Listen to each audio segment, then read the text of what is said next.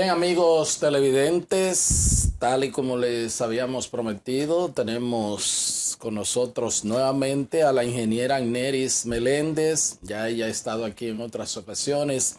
Ella es la presidenta de ACOPROVI, que es la Asociación de Constructores y Promotores de Vivienda. Y le agradezco a doña Agneris que de corazón que haya aceptado esta invitación para hablar de uno de los sectores más pujantes de la economía. Es el que mueve en todos los estratos sociales, el sector de la construcción, en este caso, la parte de los desarrolladores y constructores de viviendas. Y vamos a hablar un poco de todo este sector, del comportamiento del año pasado y lo que se espera para este año. Así es que, ingeniera, muchísimas gracias por estar de nuevo aquí en el espacio. Yo creo que el agradecimiento es a ustedes, la verdad es una distinción poder compartir aquí y bueno, y un gran saludo a todos aquellos que nos sintonizan. ¿Cómo no? ¿Cómo no? Bueno, vi, de acuerdo a las estadísticas finales que ofreció el Banco Central, sobre el comportamiento del Producto Interno Bruto, crecimiento de la economía de 5%.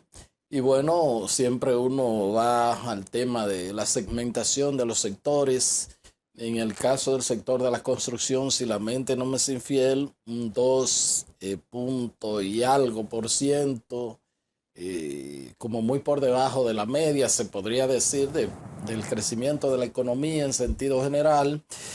Y bueno, pues nada, uno siempre siente, y estaba viendo de hecho un trabajo en un periódico, cómo se comparaban los años donde teníamos un crecimiento mucho más agigantado y robusto de la economía y su relación directamente proporcional con un crecimiento bastante alto del sector de la construcción. Es decir, que en la medida en que podemos tener ese crecimiento alto, el sector construcción hace un empuje al crecimiento del PIB en sentido general. Pero bueno, ¿cómo usted evalúa el pasado año? Obviamente estamos hablando del sector construcción en sentido general, que es lo que evalúa el Banco Central. Ahí están pues también las inversiones del gobierno, las inversiones en obra de infraestructura.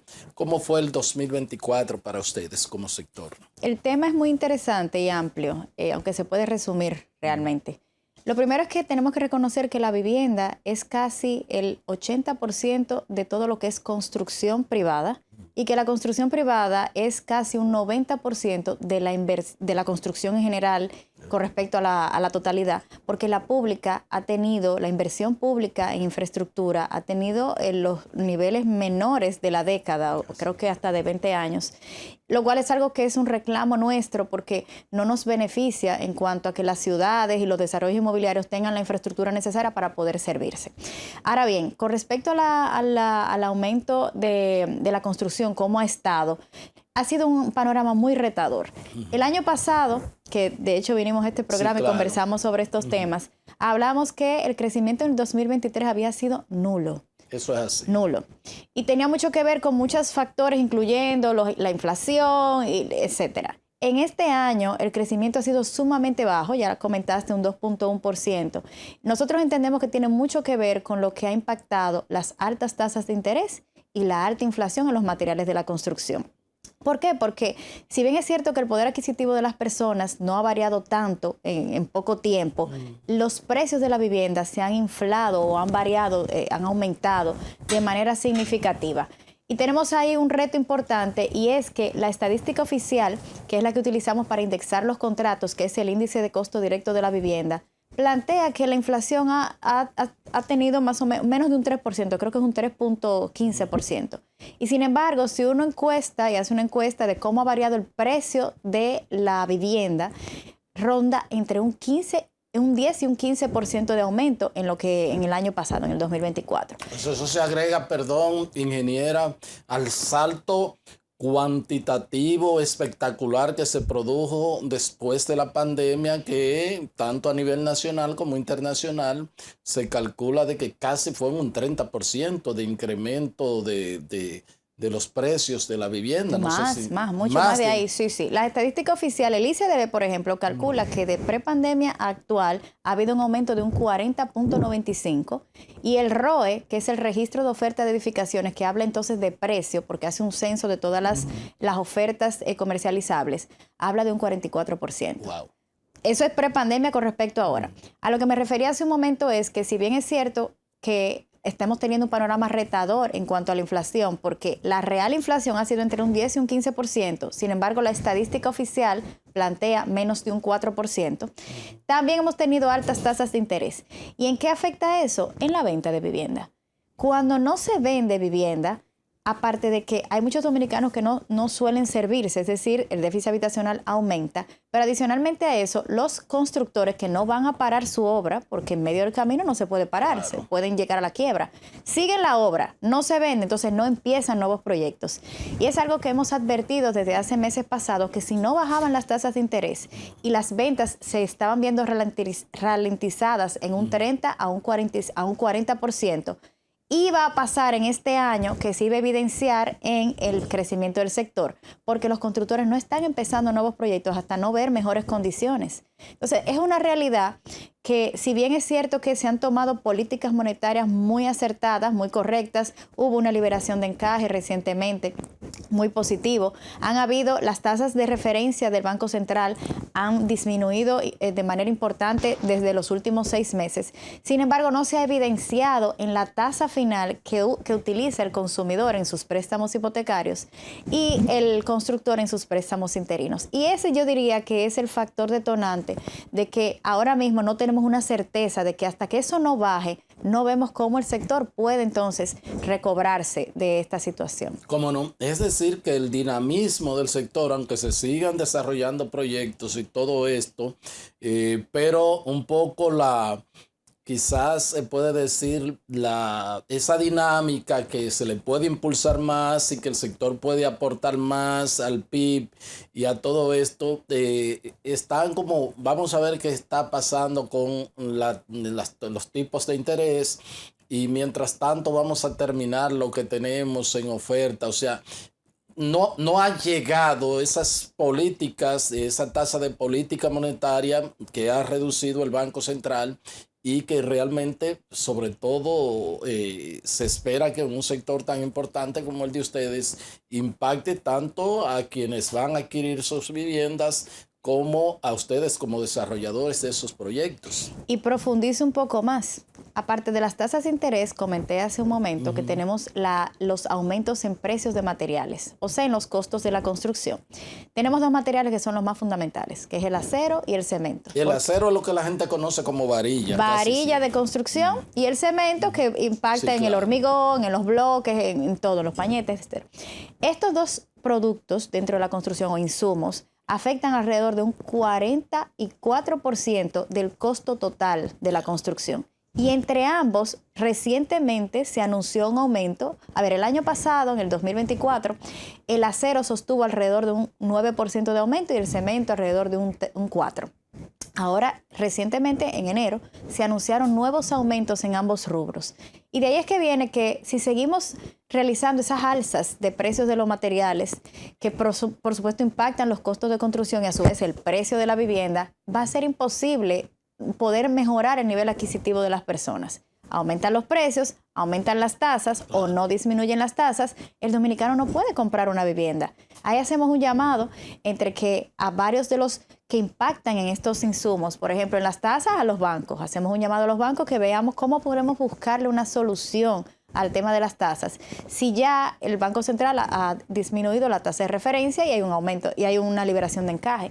Y en el caso de los productores de materiales, que seamos lo más sensible posible. Esa traducción de cualquier impacto que ellos tengan a nivel de materia prima o de costo, deben ser muy, muy cautelosos al aplicarla a sus nuevos precios, porque entonces en ese sentido se abona ese círculo vicioso que hace que el precio de la vivienda sea inasequible. ¿Cómo no? Y a veces uno como que no ve el componente quizás, y me ha llamado la atención porque le he dado seguimiento ya después, post pandemia, a esos incrementos. Ya cuando La oferta mundial comenzó a estabilizarse, el tema de los fletes y todas estas cosas comienzan a pues normalizarse. Me ha llamado mucho la atención de que el tema del acero y del cemento y no sé cuáles componentes inciden, que haya mantenido esos constantes incrementos, o sea, no hay una explicación. ¿Qué le dicen a ustedes, por ejemplo, los productores de cemento, los vendedores de acero? ¿Cuáles son los componentes que ellos argumentan para estar con estos incrementos constantes? La realidad es que nosotros no admitimos ninguno de los argumentos. Entendemos que aquí los precios del acero y del cemento están por encima de precios en otros países.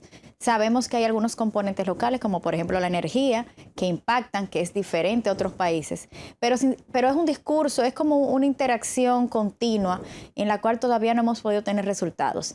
Sabemos que el mejor resultado siempre va a ser la libre competencia. Claro. Y de ahí es que nosotros hemos tratado de avanzar en el camino de que haya libre competencia, de que podamos importar tal vez estos materiales sin desconocer la importancia de proteger la producción local, la industria local, pero hay mercado para todo. Hablamos de un sector que se ha desarrollado productivamente por muchas veces, exponencialmente en los últimos años, y entendemos que existe una oportunidad, existe cabida para que en base a que hayan mayores ofertas en esos productos puedan entonces manejarse mejores precios. Entonces, esa es la idea. Nosotros estamos viendo, a ver, por ejemplo, entre que hayan mejores condiciones para las importaciones, incluyendo el tema de antidumping, que siempre se han escuchado históricamente algunas circunstancias de ese tipo.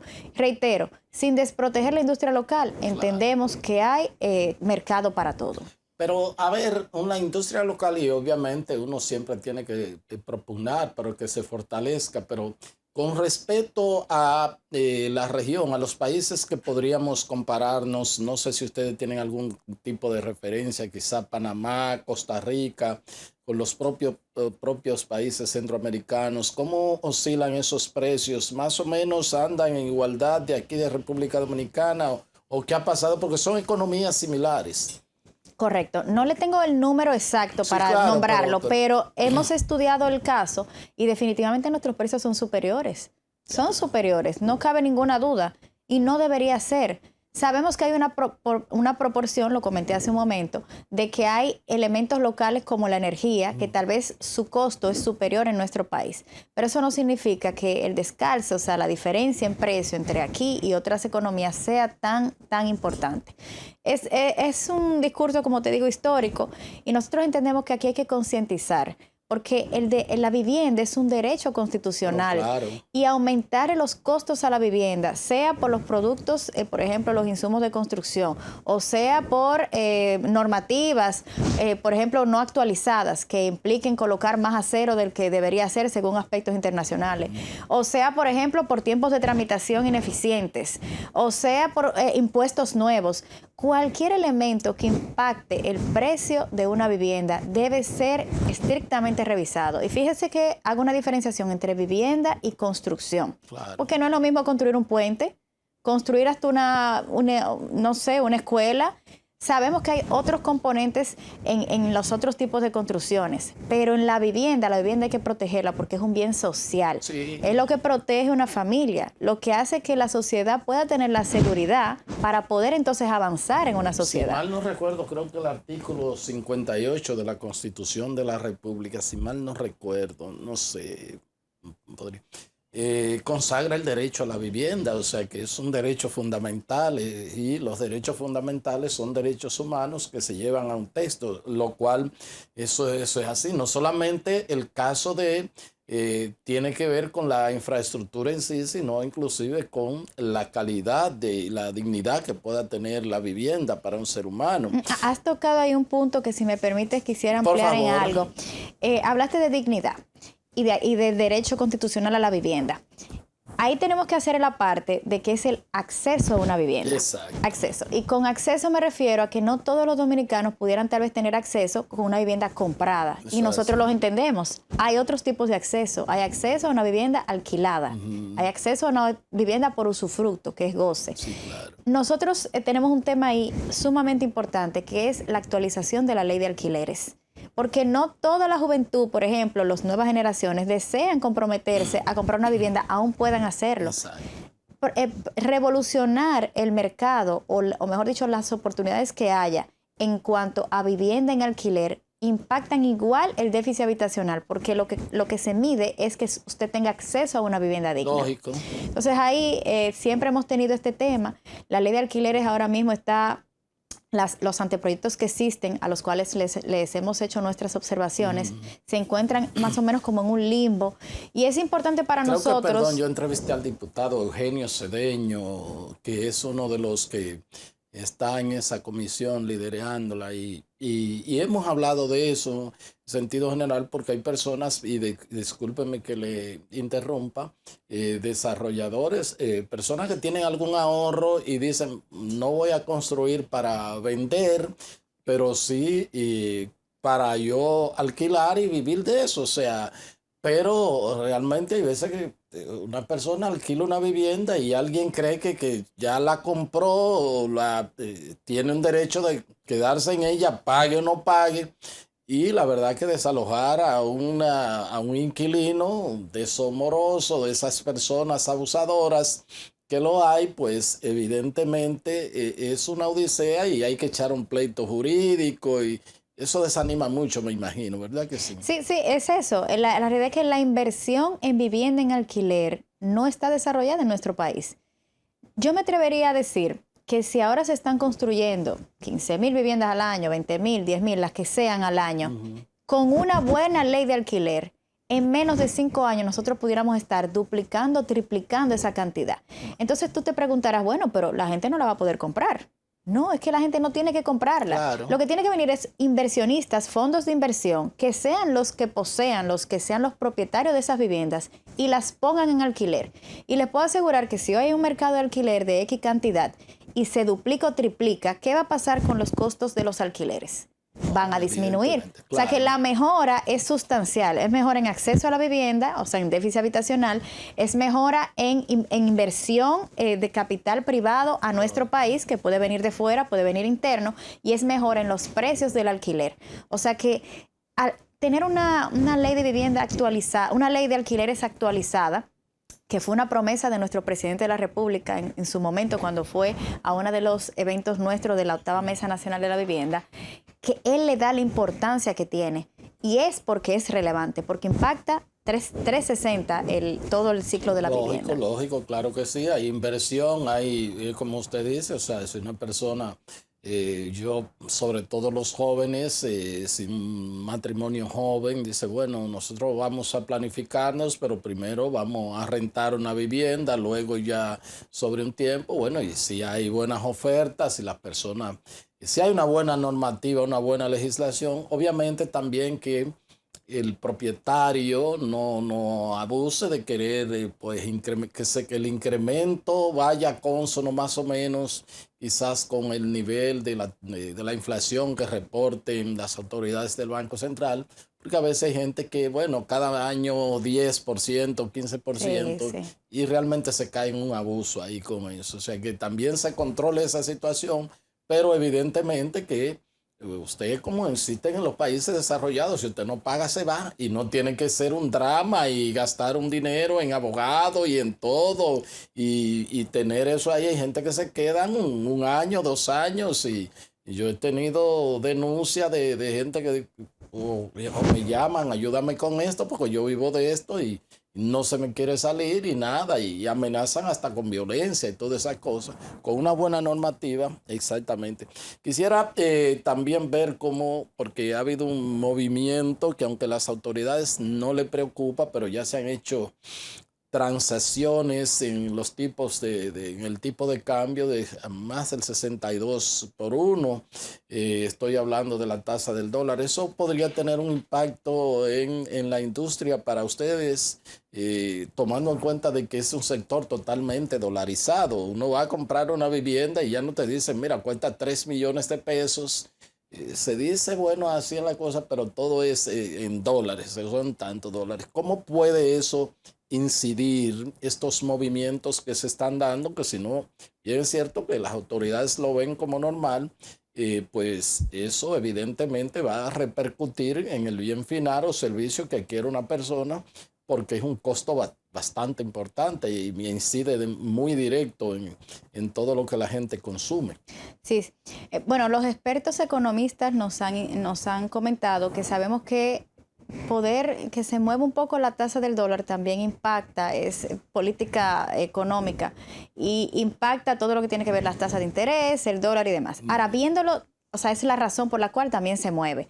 Ahora, viéndolo de cara a cuál es el impacto en el sector, la tasa del dólar es importante porque, como tú comentas, los precios están algunos dolarizados, algunos productos son importados, pero lo que más afecta es la tasa de interés. Ya. Porque si se mueve el precio de la vivienda, nadie lo quiere, ¿verdad? Nadie lo quiere. Pero la tasa de interés se mantiene bajita, la persona abona un poco más al préstamo, toma un préstamo tal vez un poco más a largo plazo o de diferentes formas y resuelve el problema del aumento del precio de la vivienda. Pero la tasa de interés es fundamental, no hay forma. Una familia que su tasa de interés actual es el doble de la que era hace 2 años, es imposible, se le hace difícil poder financiar una vivienda.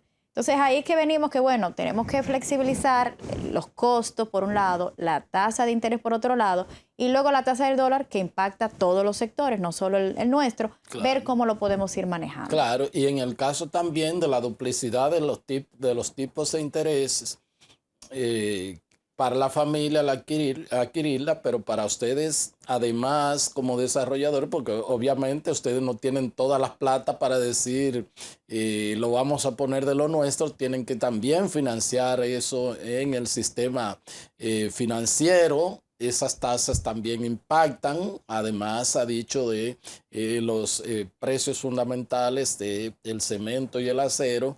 También reiteramos, eso ralentiza un poco el tema de la dinámica, el dinamismo que puede tener el sector por ustedes, porque dicen, bueno, pero es que espérate, así no, nadie trabaja para estar cansado. No, y si me permites ahí agregarte otro aspecto que nos ha estado afectando en los últimos tiempos, las ventas, ha estado afectando las ventas del sector, tiene que ver con esta percepción de que hay más estafas inmobiliarias, que crea como una inseguridad, etcétera, que yo pudiera desmitificarte en este momento con algunos aspectos, porque la realidad es que no representa al sector. Ese sería el primer mito. ¿Hay más estafas ahora? La estadística oficial que tenemos del registro de ofertas y edificaciones que te comentaba hace un momento, de la más reciente del 2024, explica que existen aproximadamente 40.400 viviendas en proceso de oferta, ya sea vendidas, en venta o en oferta futura. Y de esas 40 y tantos mil que existían en el Gran Santo Domingo solamente, que refleja más o menos menos de un 70%, pero si uno lo extrapola, vamos a suponer que sean 50.000 en total. ¿Cuántas estafas hemos tenido? Son muy dolorosas las estafas. No representan al sector, a los promotores tradicionales del sector, pero son cientos versus 50.000. Por eso es que tenemos que tener en cuenta que las estafas no son representativas en el sector. Se pueden evitar. Hay muchas cosas que la ciudadanía es la que debe conocer para poder evitar ser estafado. Primero, elegir un promotor o un constructor que sea de reputación en el mercado. Claro. Es importante porque la trayectoria de una empresa te mide cuál es su nivel de responsabilidad, la seguridad con la que va a entregar el inmueble, hasta el nivel de legalidad. Y ese es el segundo punto, el nivel de legalidad del proyecto. Es decir, ¿cómo está la permisología? ¿Está en proceso? ¿Cuál es la situación? ¿Cómo está, por ejemplo, el solar pertenece al mismo promotor que va a ejecutar el proyecto? O, por ejemplo, el tema de que el financiamiento, está aprobado un financiamiento. O sea, ¿cuáles factores le dan solvencia moral y económica al proyecto? Y, por último, tiene mucho que ver con la competencia en el mercado. No nos debemos engañar. Si una vivienda en el mercado ronda los $100,000, por ejemplo, y a usted le ofrecen una en 50,000, o le ofrecen algunas amenidades que es imposible de lograr porque le ofrecen una playa cercana a un sitio donde no hay playa cerca, tómense en consideración que la oferta sea real, que sea una oferta. Y creo que en base a estos aspectos de tal vez asesorarse con un abogado, asesorarse con un agente inmobiliario de su conocimiento, son valiosos porque la vivienda es una materia especializada y hacer transacciones inmobiliarias son inversiones importantes, millonarias. usted debe estar consciente de con quién las hace. Y así podríamos entonces evitar las estafas, pero no son representativas del sector. Claro, y además el tema, aunque usted tenga todo el dinero, vía el financiamiento de un banco reconocido, también la persona que te va a evaluar y que va a evaluar la compra, porque también esa es su garantía prendaria, la institución va un poco a conocer más sobre eso, o sea, esos son tics que se deben tener. ¿Ustedes no han tenido ningún miembro de Acoprovi que haya que haya estado involucrado en nada de esto? No, actualmente no tenemos ningún miembro involucrado en estafas. Sí es importante resaltar ese punto que acabas de decir. Buscar que, aparte de la reputación del promotor, esté agremiado, por ejemplo, en instituciones como la nuestra de Acoprovi, es muy valioso. Porque es que el promotor tradicional, el que utiliza esto como su medio de vida y no un oportunista que viene a hacer sus fechorías en cualquier sector, incluyendo el de nosotros, no queda mal, porque de eso depende que pueda vender otro proyecto. Entonces, normalmente hay que buscar aquellos promotores y constructores que son responsables. ¿Cómo no? Y hablaba del tema de que ahora no hay más que antes. Lo que pasa es que ahora hay más comunicación que antes y la viralización de las redes sociales, una gente que lo estafan. Antes podía haber una denuncia, ir a un medio de comunicación, bueno, eso se pasaba y como que se quedaba ahí, pero las redes sociales siguen constantes. Y esto no ni siquiera se puede crear algún tipo de la gente, ven acá, qué es lo que está pasando, pero para dar con los delincuentes y llevarlo a los tribunales, eso es bastante importante, porque también cuando una gente, pues con todo el esfuerzo del mundo, tiene su ahorro y cree, claro, también usted no es revictimizar la víctima, pero usted tiene que saber que, como dice, o sea, si aquí no hay playa, ¿cómo a usted le van a dar acceso a playa o algo así por el estilo? Correcto. Pero mientras más se extirpan esos delincuentes que existen en todos los sectores de la vida nacional, pues exacto, mucho mejor es. Le pido, ingeniera, su anuencia porque voy a ir a una pausa y ya regresamos con la parte complementaria de esta interesante entrevista con la ingeniera Neris Meléndez. Ella es la presidenta de Acoprovi, que es la Asociación de Constructores y Promotores de Viviendas. Pausamos y ya venimos con la parte complementaria.